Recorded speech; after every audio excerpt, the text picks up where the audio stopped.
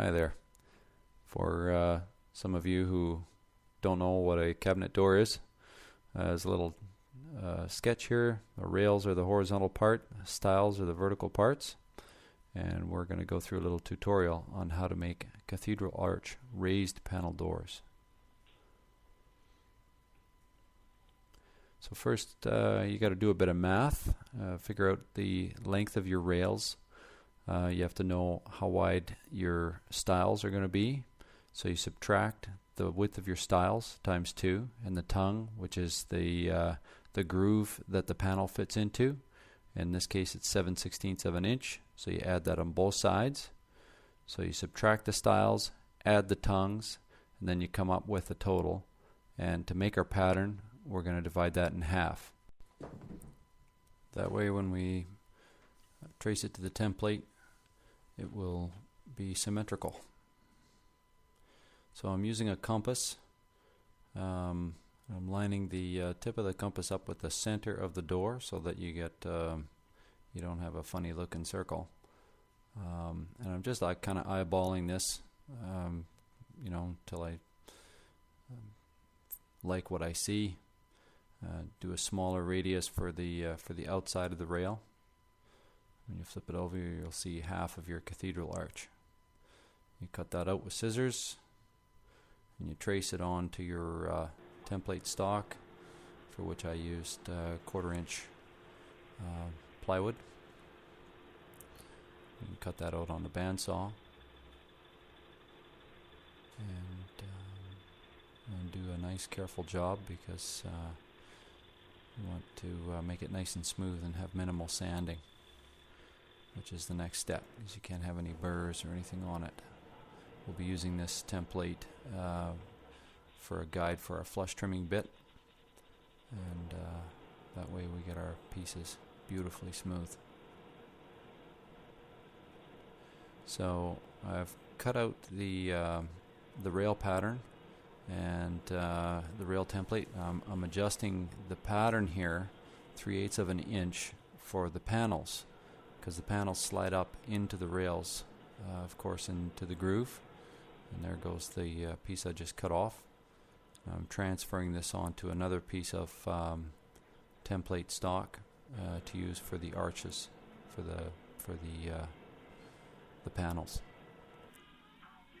You can really see the effect here why we do this. When you're looking at a smaller radius, it sort of amplifies the error. And so our templates are finished, so we can now start cutting out our stock, which we cut to the same length as our template, which is of course a 1/2 inch long on each end, so total of 1 inch too long. We'll cut it down later, and when you cut it out, stay shy of the line, because we're going to flush this up with a flush trimming bit. And this is why we cut these patterns long, so that we can actually screw it down to the stock and there's no slippage at all, no mistakes. So there's my pile of stock. There's the flush trimming bit. You set it so the bearing rides on the template, and be very careful. Nice slow start.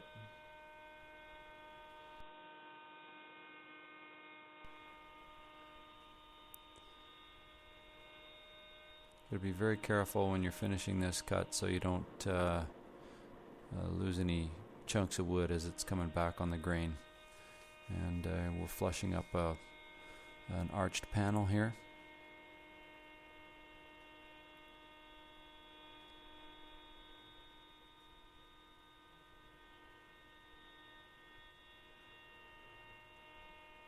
Keep your fingers clear.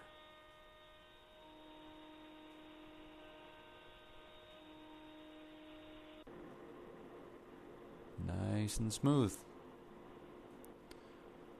So now you can take those templates off, and you can see the screw holes left over, which is why we made them too wide and too long. So now we're going to trim them all down to the appropriate size. Take our 1/2 inch off on each side.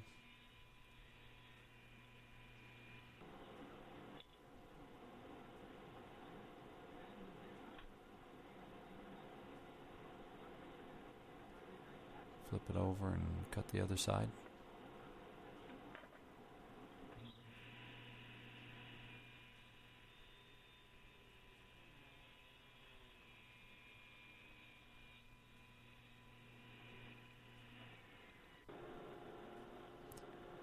So this is a rail cutting bit. It's the first one you use. You want to always cut the end grain of your pieces first, because you're going to end up with some tear out. And when you cut with the grain, that'll remove the tear out. So I'm cutting a test piece here just to make sure that I like the height of the bit. I'm using a sled to push it to make sure the stock stays 90 degrees to the fence. It's a little stock sled that I've made up, and you'll see there that there's a zero clearance fence on it to prevent tear out. Now we move to the style cutting bit, and we set the height of it by matching up the tongue of the rail you just cut with the slot cutter on the style bit. And if they're exactly the same, they should flush up nicely. And you want this, you want to set the fence flush with the bearing on the bit now, because if it's not, you'll end up with a bit of sniping after you at the end of your cut. So here we go, and the arch. You be very, very careful when you're starting and finishing your cuts here. If you're not careful, you can end up ruining your piece and starting over.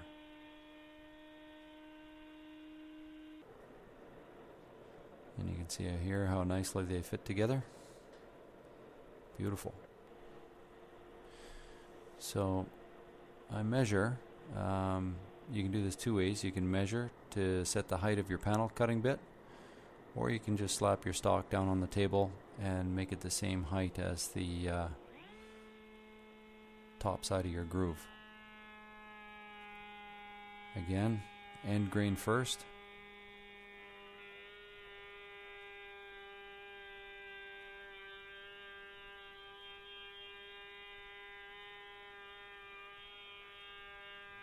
Make sure it stays in contact with the bearing.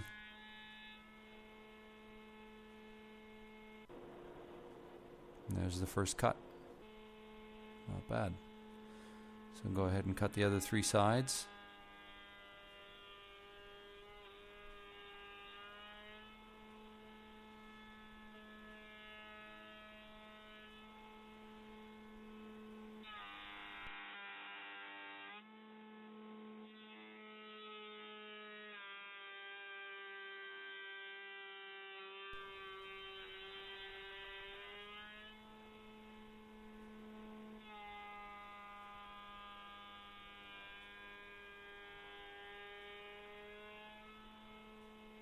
There's four sides. Voila. So the front has been cut, and now we have to cut the back side of the panel, otherwise it's not going to fit in the groove. So I've got a radius cutting bit, a smaller one, to use on the back side. A little bit of trial and error just to make sure that that panel's going to fit in the groove nice and smoothly. Just adjusting the height of the bit a couple times, and turned out quite nicely. So again, you'll see I cut the end grain first, followed by the other three sides.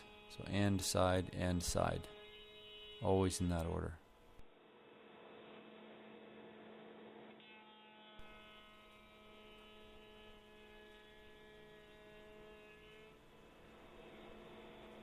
Done.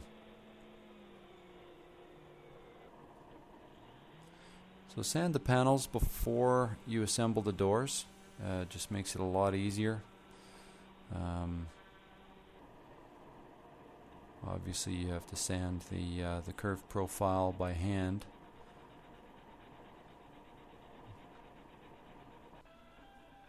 And when we glue these things up, I always use a glue brush, and make sure you spread that glue evenly over all the surfaces, but keep it back from the panel a little bit. You don't want to get any squeeze out on the inside corners.